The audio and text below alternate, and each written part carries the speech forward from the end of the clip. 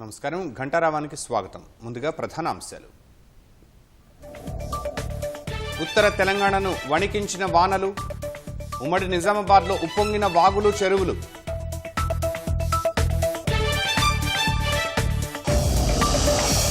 కామారెడ్డి, మెదక్ జిల్లాలోని వరద ప్రాంతాల్లో సీఎం విహంగ వీక్షణం.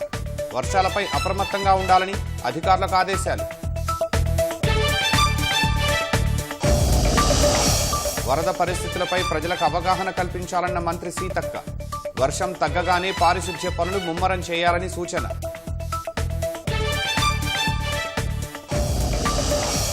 ప్రజలు అవస్థలు పడుతూ ఉంటే సీఎంకు పట్టింపు లేనట్లుగా ఉందన్న కేటీఆర్. వరదలు వస్తూ ఉంటే ఒలింపిక్స్ క్రీడల గురించి సమీక్ష చేస్తున్నారని విమర్శ. వరదల కారణంగా ఇప్పటివరకు 10 మంది చనిపోయారన్న డీజీపీ. భారీ వర్షాల పట్ల పూర్తి అప్రమత్తంగా ఉన్నట్లు స్పష్టీకరణ.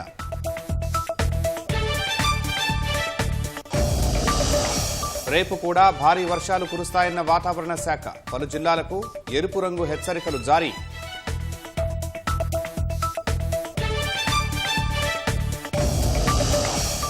ఉక్రెయిన్ రాజధాని కీవ్పై డ్రోన్లతో విరుచుకుపడిన రష్యా.